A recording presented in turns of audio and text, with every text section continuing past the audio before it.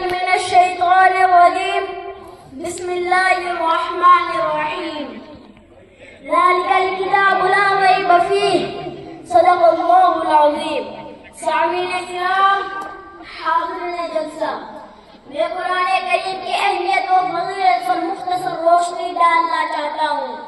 امید ہے کہ آپ حضرات میری باتیں غور سے سنیں گے. سامعین کرام قرآن کریم اللہ تعالیٰ کی سب سے مقدس اور سب سے پاکیزہ کتاب ہے. اس کا ایک ایک حرف سچا اور صادق ہے. یہ قیامت تک آنے والے تمام انسانوں کے لیے راہ ہدایت ہے.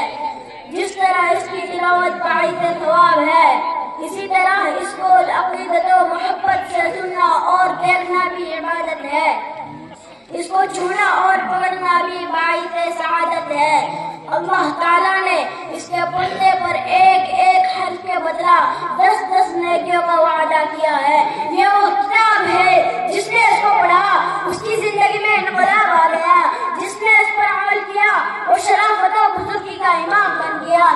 دنیا کی حکومت و طاقت اس کے قدموں پر نثار ہونے لگی. حاضرین مجلس اللہ تعالیٰ نے اس کتاب کو قیامت تک باقی رکھنے کا وعدہ کیا ہے. دنیا کی کوئی حکومت اس کو ناپے نہیں کر سکتی. اس میں قیامت تک آنے والے پریشانیوں کا حل موجود ہے. اس میں صبح قیامت تک ہدایت کا سامان ہے. یہ سچ چشمہ ہدایت ہے. بہت سے ادیبوں شاعروں اور عربی جاننے کا دعویٰ کرنے والوں نے اپنے اپنے زمانوں میں اس آیت کے چیلنج کو قبول کرنے کی ہمت دکھائی. انہی میں ایک نام عبداللہ ابن مقفع کا آتا ہے. وہ عربی زبان کا نام اور ادیب تھا.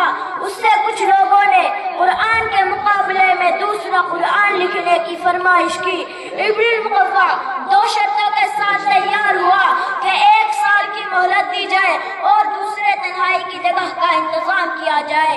ابن المقفع نے کام شروع کیا.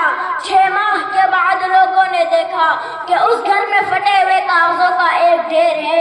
ابن المقفع کاغذ کا ایک ٹکڑا لیتا اور اس پر کچھ لکھتا, پھر دیر تک پڑھنے کے بعد اسے پھاڑ دیتا.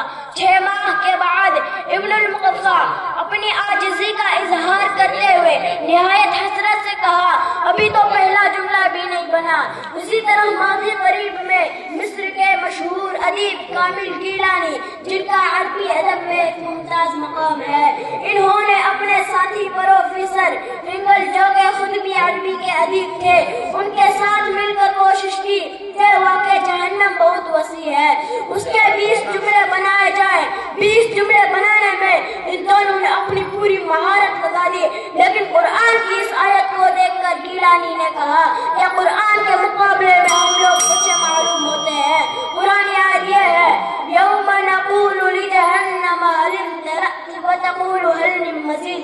اے مسلمانوں تم تو قرآن میں شک نہ کرو. جب یہ ثابت ہو گیا کہ قرآن مقدس کسی انسان کا کلام نہیں بلکہ احکم الحاکمین اللہ تبارک و تعالیٰ کا کلام ہے, تو پھر اس میں کیے گئے وعدوں کو پانے کی کوشش ہم کیوں نہیں کرتے؟ ہم اپنے کاروبار کو پرانی رنگ میں کیوں نہیں ڈھالتے؟ ہم اپنے رہن سہن میں اپنے معاملات میں پرانے احکام کو ترجیح کیوں نہیں دیتے؟ کیا ہمیں یقین نہیں کہ قرآن اللہ کا کلام ہے اور اللہ تعالیٰ کے بتائے ہوئے اصولوں پر عمل کر کے ہی ہم دنیا اور آخرت میں کامیاب ہو سکتے ہیں؟ ہم کامیابی پانے کے لیے ہر کوشش کرتے ہیں لیکن قرآن پیغام پر عمل نہیں کرتے. کیا یہ قرآن پر شک ہے؟ کیا ایسا تو نہیں کہ کافر لوگ قرآنی الفاظ کے بارے میں شک کرتے تھے اور ہم قرآنی وعدوں کے بارے میں شک کرتے ہیں؟ دوستو, اگر ہم دنیا